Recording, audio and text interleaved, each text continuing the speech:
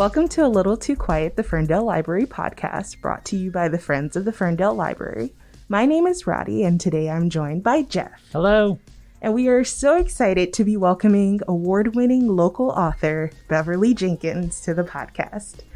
Beverly Jenkins was born in Detroit and is currently based in Benton Harbor, and is the recipient of the 2018 Michigan Author Award by the Michigan Library Association, along with the 2017 Romance Writers of America Nora Roberts Lifetime Achievement Award, as well as the 2016 Romantic Times Reviewer's Choice Award for Historical Romance. A lot of romance, Roddy. Yes. Earlier in the year, when we did our first episode on the genre of romance, Beverly Jenkins' name and her numerous works came up almost immediately. This is essentially the third part in a now trilogy of romance episodes. Woo. Along with the awards I'd previously mentioned, Jenkins has been nominated for the NAACP Image Awards in Literature and was featured in both the documentary Love Between the Covers and on CBS Sunday Morning. Now she's on our podcast. Since the publication of Night Song in 1994, she has been leading the charge for inclusive romance and has garnered acclaimed reviews from the Wall Street Journal, People Magazine, and NPR. Her newest book, To Catch a Raven, came out last month. Here's our chat with Beverly Jenkins.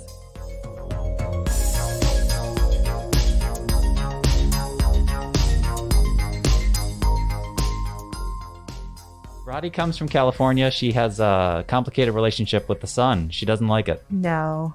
Oh, then you must love Michigan between like November and April. I do, actually. I will admit that I think February is like a universally like chilly in ways that, you know, kind of seeps into your bones a little bit. So I will admit that that's rough. But otherwise, crazy about the fall and winter here. Oh, yeah, I love fall. Yeah, January is usually our. How long have you been in Michigan? I have been here since 2019. Oh, okay, so not that long, but long enough to know that your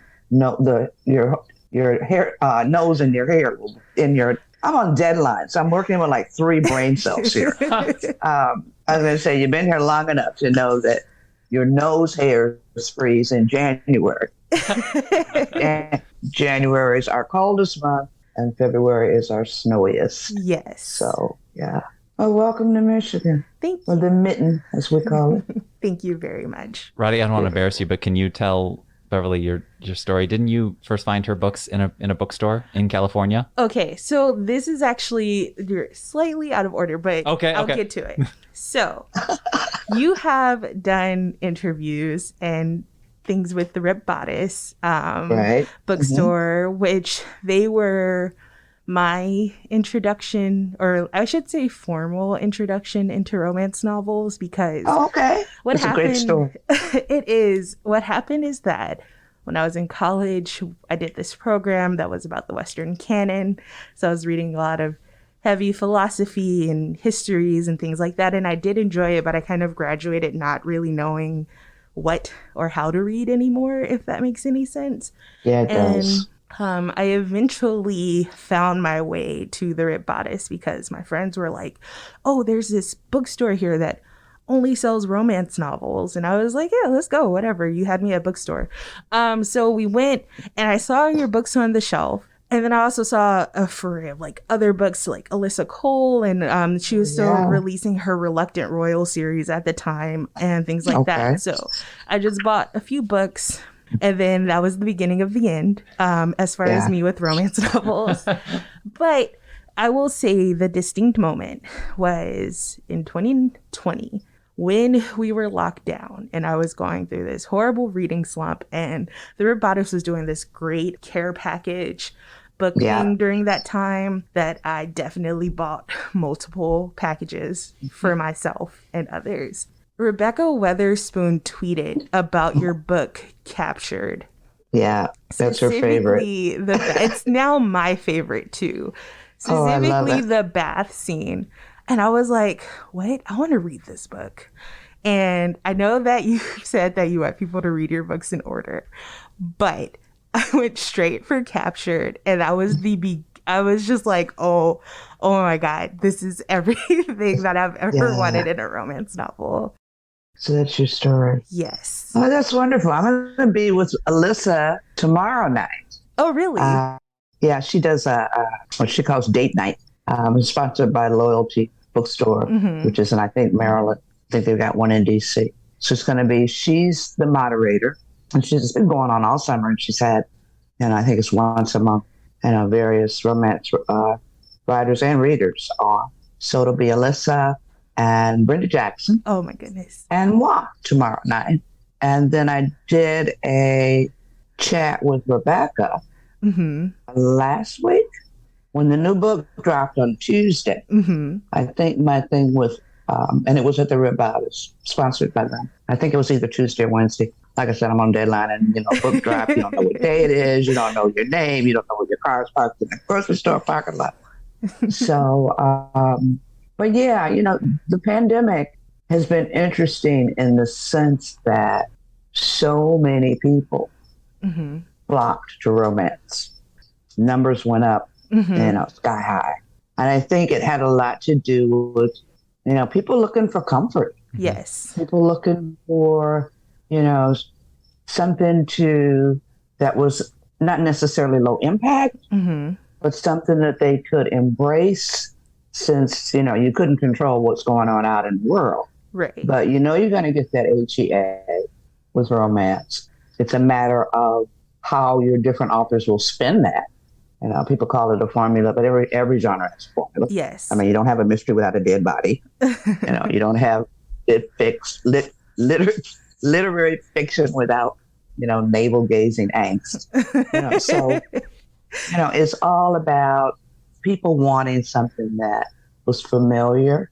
And a lot of people came to romance for the very first time and wound up going, whoa, yeah, these books are great.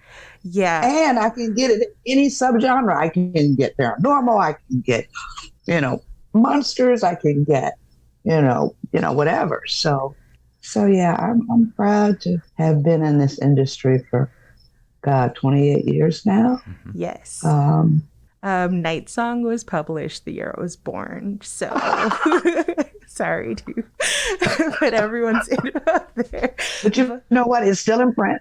Yes. It's still making mama money. And I noticed that, so I've tweeted at and about you several times. Jeff did not know this before today, but my first Twitter interaction with Beverly Jenkins was actually a year or two ago around Black History Month. I was doing a series of TikTok videos. This was before I worked here. And each day was a different author, and I would do their entire bibliography. And I did it over like various genres and things like that. And your name was, of course, at the top of the list for romance. And I at the time, I was just like, yeah, of course I'm going to talk about Beverly Jenkins. And then when I was getting the video together, because I was using all the book covers and things like that, making sure that their titles and everything were evident, you had a 4-part video series of just your books. And I still feel like I missed some.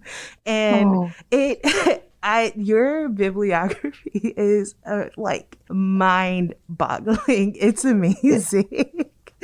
Then I look at, you look at Brenda Jackson, who's got, like 1,001 books. And you look at Nora, Nora Roberts, who is the queen of us all. And Nora's got 8 million zillion, plus mountains and, private jets and all of that.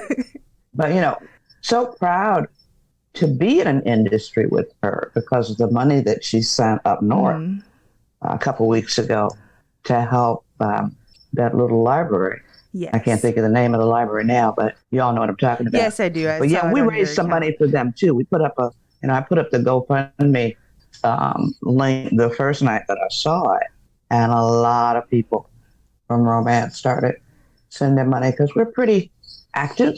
Yes. Politically and socially, not just socially, but politically too. Raised a little bit over 400,000 for Stacey Abrams. Yes. 2 years ago.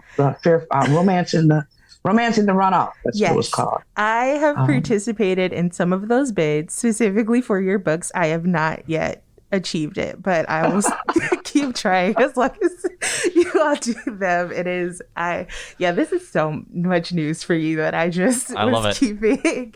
Yeah. But speaking of which, I know that like libraries have always been really important to you. And I since would this not is be a here were library it not for podcast. libraries. Yeah.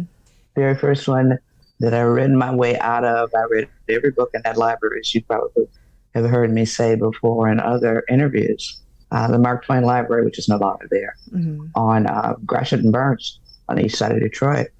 And my mom was an avid reader. We lost her 2 years ago. My dad read a lot. My sisters and brothers, I mean, I'm the oldest of 7. And so we're all, are very, very avid readers and always have been. So, and then I worked at Michigan State University's library for a while after I decided I no longer wanted to go to school.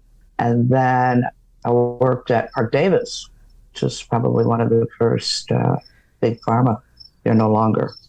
They were bought by Warner Lambert, who was bought by Pfizer here in Ann Arbor. And that's where I was working when I first got published, was at the Park Davis Library. I was working at the reference desk. Oh, wow. So, yeah. Awesome. Yeah. Do you want to ask anything before I keep going? No. Well, you mentioned how romance can be in a variety of genres. I just was curious what drew you into the, I guess, historical fiction side of things when it came to romance. I tell people it was the first thing that sold, because I was not writing for publication. I was writing basically for me, because back then, this was mid-'80s, the market was basically closed to African American mass market, period. Not just romance, but mysteries and all of that too. So I'd always loved a good love story and loved historical romance when I started reading romance. So I was just writing a love story with a Buffalo soldier and an Oberlin graduate school teacher for myself, because, like I said, the market was basically closed. And then one of my coworkers at Park Davis had just been published by a small independent press up near, I think they were up near Howell. She had a sweet romance, which is, off the page, fade to black, no love scenes on the page kind of thing. And we were celebrating her. And I just happened to mention this book that I was writing, like I said, for me. So she had me bring it in and looked at it and said, you need to get this published. And I told her where, so I, and we're still good friends today. And she's published also since then. But, I tell people that she harassed me every day when I come to work. Did you find an agent? Did you? So basically just to shut her the hell up, I looked around and actually did find an agent. And they bought Avon. I got the call, as we call it, from the publisher on he's now my late husband. My husband's birthday. It's June 3rd, 1993. And then it was published the year you were born, a year later. So, but then, one of the things that the editor, this is a long-winded answer to your question about historical romance. One of the things the editor mentioned after they bought the book, she said, we know you can write. We love the love scenes, but we need a story. Because, people figure, romance, I know what I was doing, first book, just like anybody else. So it was full of heat and not a whole lot of story. So... Spice, as the kids call it. Yeah, I knew that our experiences and our history in this country was deeply rooted and wide and deep and solid and all that.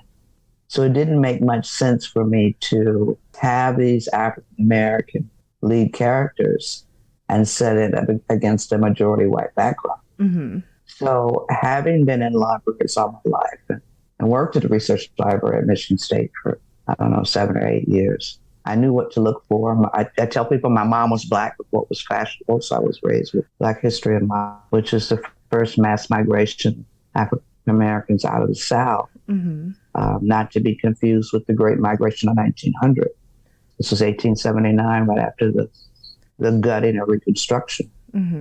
And these people moved west as opposed to north. They moved west to Iowa and Nebraska and California, Colorado, And so you had all these little townships from the Mississippi west with, these small pockets of Black folks. And one of the most famous is Nicodemus up in Graham County in Kansas, on the plains of Kansas. Mm-hmm. And so I used that model to create the world building for my first book.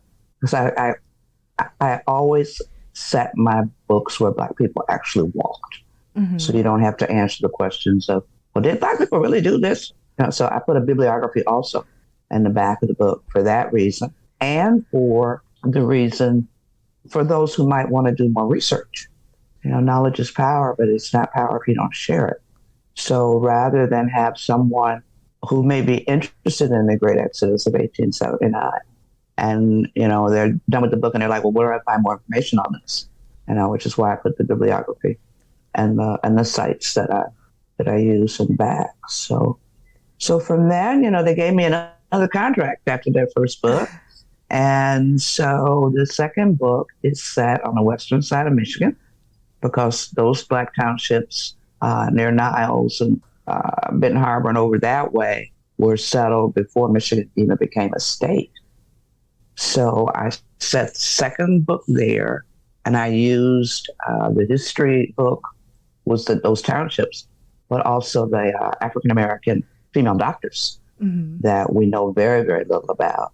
But they were a force for our communities in the late 1800s, early 1900s, because for a lot of them, they were the only doctors of any race or any gender in a lot of the areas. So that one's vivid, and it's set on the western side of the state. And they kept giving me contracts, and I kept writing books. So, now I think I've got, 50, I may have 52 books or so. Most of them are historical. Mm-hmm. Some of them are contemporary, because I like, car chases and blowing stuff up. I get to do that with the contemporaries. A couple are young adult historicals, very, very age appropriate. So I'm having a good time. It sounds like it. I have definitely waxed poetic about your research before as historical romances have come up, because it's just, honestly, it's pretty much my favorite part. I mean, there's so much to the stories and it's so rich, but I really, really enjoy history.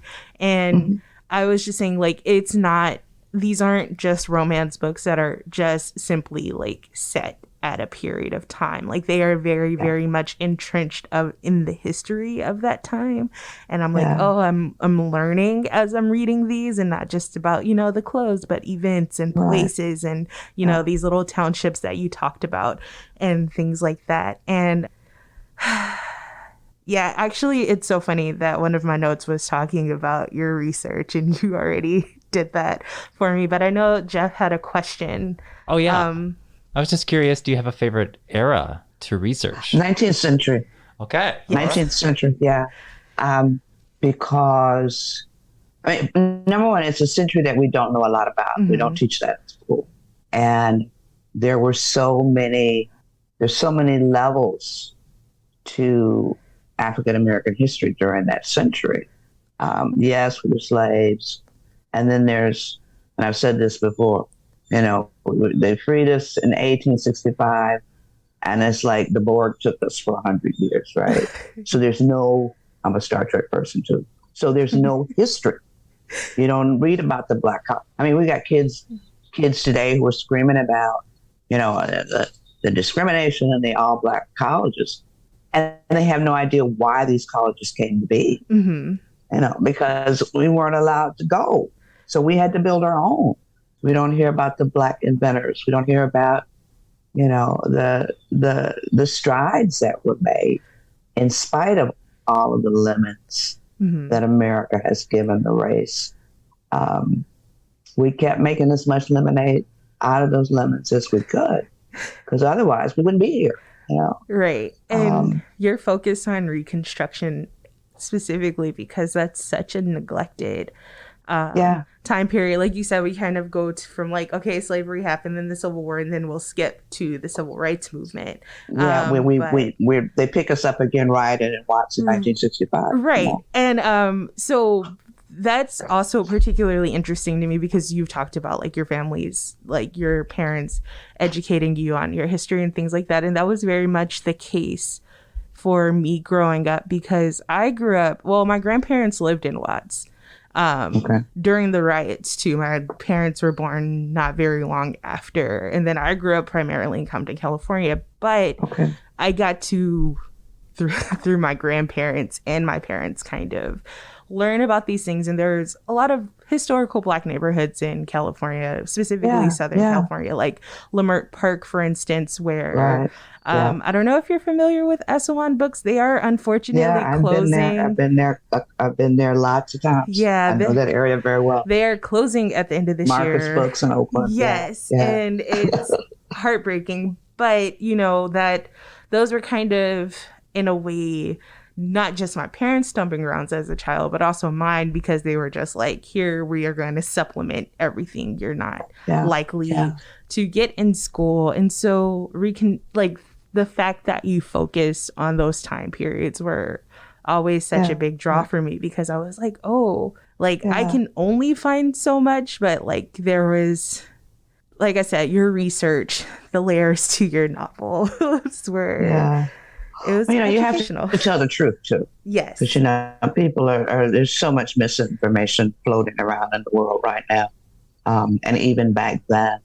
So, but because of my library background, it was very, I don't want to say easy, but not difficult to find the sources that I needed and to rely on the scholarship of African American historians. Right.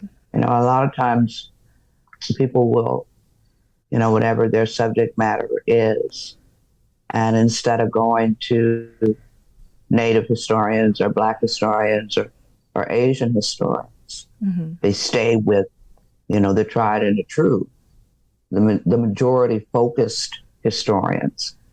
And as a result, they miss the real story. Yes. You missed the story of the Chinese Exclusion Act.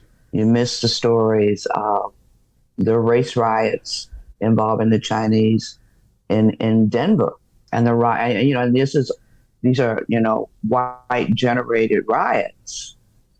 I mean, they were lynching the Chinese in L.A., hanging them from gaslight posts.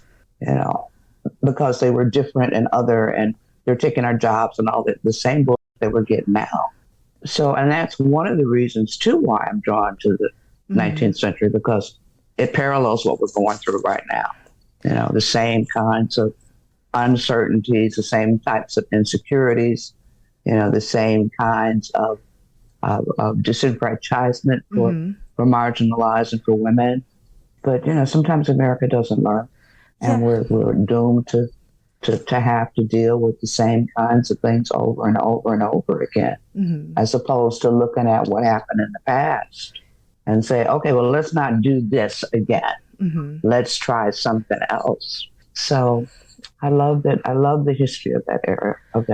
Yeah, I'm glad you brought that up, because one of the things that really stood out to me about the past couple of years and the particular riot of that nature that we've seen in a lot of pop culture representation recently has been the Tulsa massacre, which I was surprised to know that people didn't know about it, but then I also had to kind of step back and think about who raised me. So, and then I realized that it was, what is the name? Why am I blanking on Watchmen? The Watchmen. Yeah, Watchmen, and also Lovecraft Country touched on it and things like that. And I was just thinking, oh man, if this is how you're finding out about this, there are so many more that you... Oh yeah.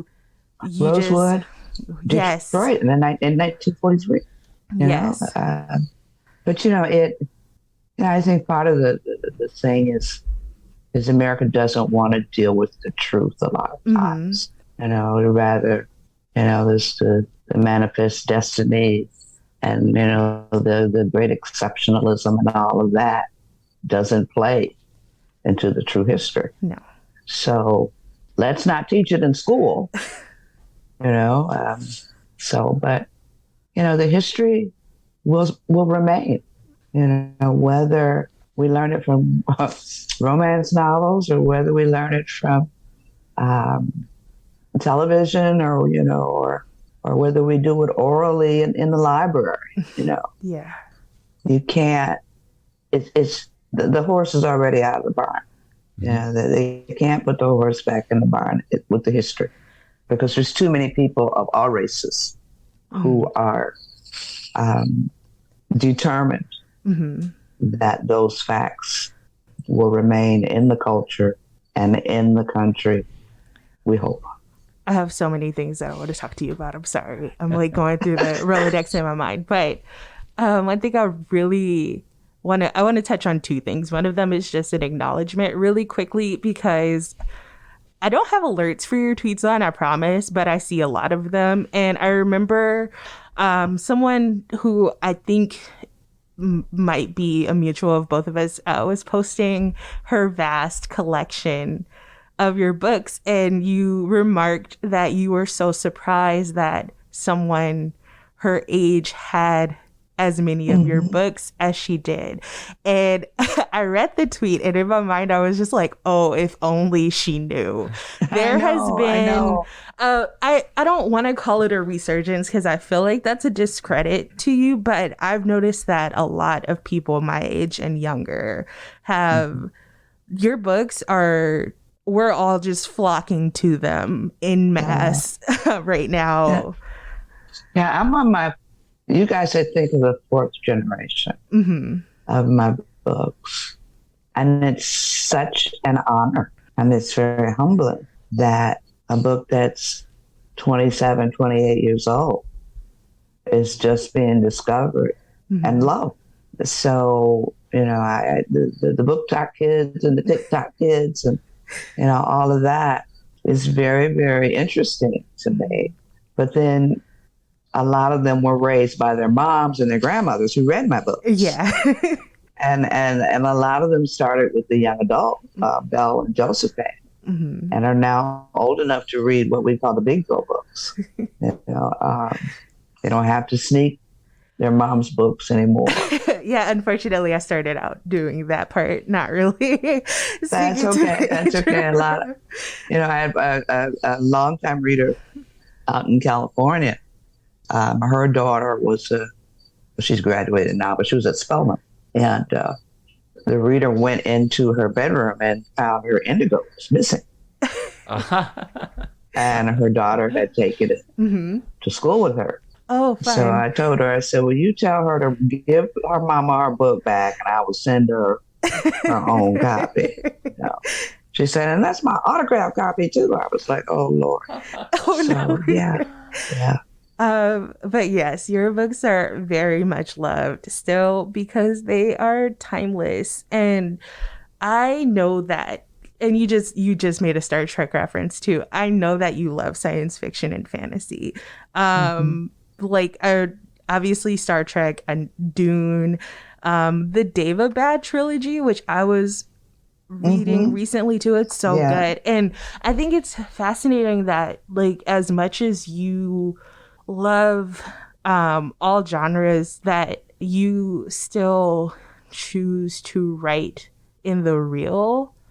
And I'm wondering, like, as you were talking about research and history and things like that too, like, obviously fantasy is a lot of fun, especially for Black writers. I know a lot who are working on things right now who are just like, they're saying like, oh, I want to write fantastical romance or just fantasy novels, because sometimes the real history, the real truth, they're trying to figure out how to justify their existence in spaces is a really daunting task to undertake. But you have managed to write just all of these books that take place within the real, but still have these happily ever afters while not sugarcoating or glossing over the actual history.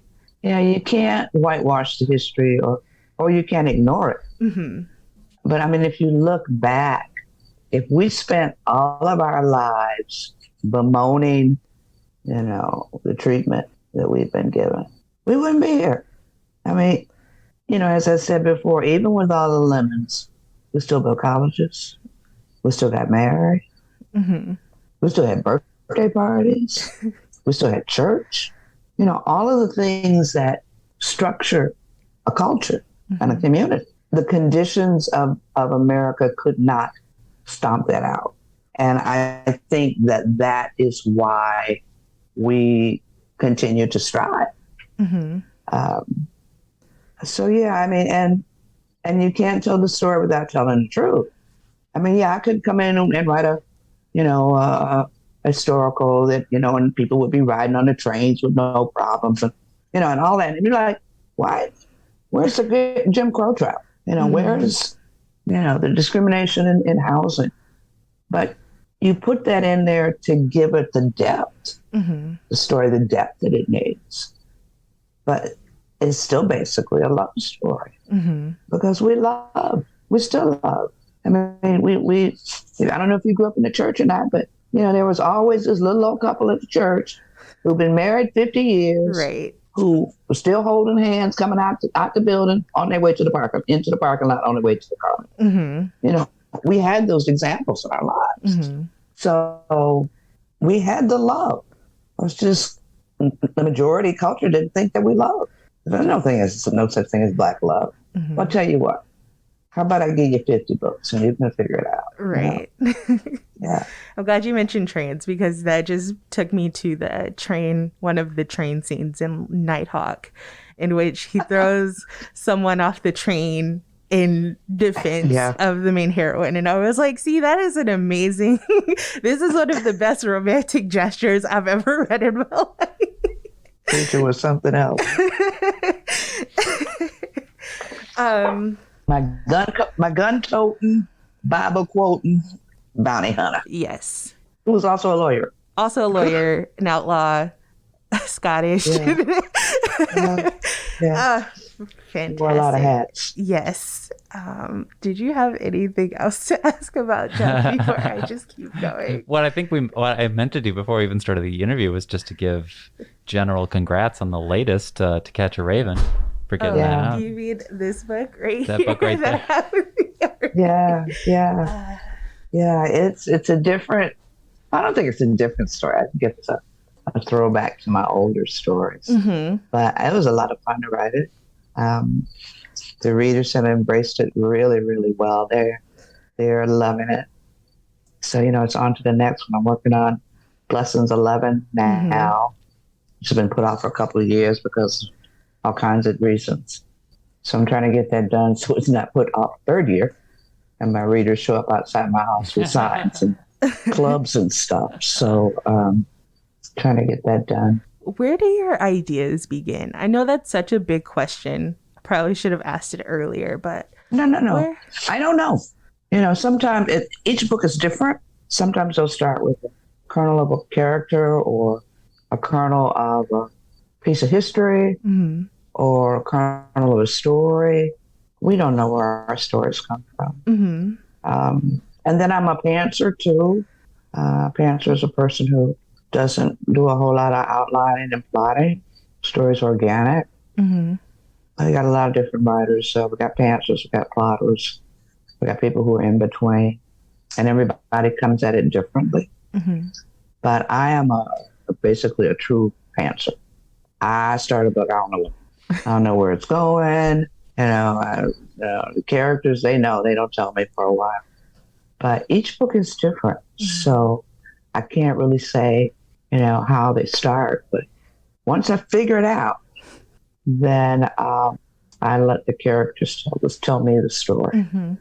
Yeah. Wonderful. Oh, Beverly, thank you so much for joining us on our podcast here. We are so thrilled to have you, and it's been so great to talk to you. Thank you so much for having me. Thank you.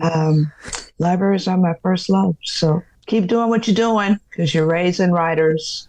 I may not know it, but you're raising writers and the readers and all of that. You're very, very important to the community. That's wonderful. I can't resist one more question. Go for those writers who might be listening. This is probably a question you get often, but do you have advice you like to give to writers? Finish the book. They spend a whole lot of time talking about writing. You're not a talker, you're a writer. And no matter where you are on the journey, don't let someone else's success make you feel less. Mm-hmm. They're on their journey, you're on yours. So finish the book so you can be on the podcast with the Ferndale Library somewhere in the future. Beverly, thanks so much. Thank you. You're very welcome. Thanks for having me. You guys have a great rest of your day. Good luck with your deadlines. Bye. Yes. See you on Twitter. See you. Beverly Jenkins. Roddy, you held it together. I did. You're really good. Yeah, so now I can freak out about it. Yeah, actually. I didn't want to say, this is Roddy, your biggest fan on the planet. I did not ask her to adopt me. I'm really proud of myself. Yes, listeners, that was going to be Roddy's first question. It is the first note on my page. Welcome to the podcast, Beverly. Would you adopt Roddy? I am a turnkey grandchild. I am already grown. I don't need Christmas gifts, and I can take care of myself. I think you two bonded. I think so too. But that is also me still speaking from the high of the situation. That was so great. And again, I have always said, as someone who does not read romance, that my misconception always had been that it is escapism. Mm-hmm. A, nothing wrong with escapism, but B, incorrect because of how much substance and historical context is threaded into her books, as was proven by this conversation. I mean, and other romance, I hope I wasn't throwing anyone under the bus by saying like, oh, it's not just a book that takes place in a year, but a lot of romance novelists do this deep research into even the most minuscule things or things that you might think are minuscule. And they'll have a million tabs open just talking about what they're researching at the moment. So there's, as with any genre, there's a lot that goes into it. So it's way more than a kissing book. Yes, way more. And as she said, if you are currently in the process of writing a book, finish the book. Finish the book. Also, don't judge your journey by other people's journeys. Yes, all good advice. I'm going to be on cloud 9 for the rest of my life. That's right. Maybe we'll get her back on the podcast again in a year. Yeah, and I will still be internally screaming with glee about it. So, and I want to go read like a million history books. So that's the other takeaway from this. Yeah. Roddy, congrats. Well done. You made it through an episode. Thank you. Couldn't have done it without you. You have listened to another episode of A Little Too Quiet. It's the Ferndale Library podcast, and it's brought to you by the Friends of the Ferndale Library. We were so thrilled to have Beverly Jenkins on the podcast. Roddy and I are still in utter disbelief that it even happened.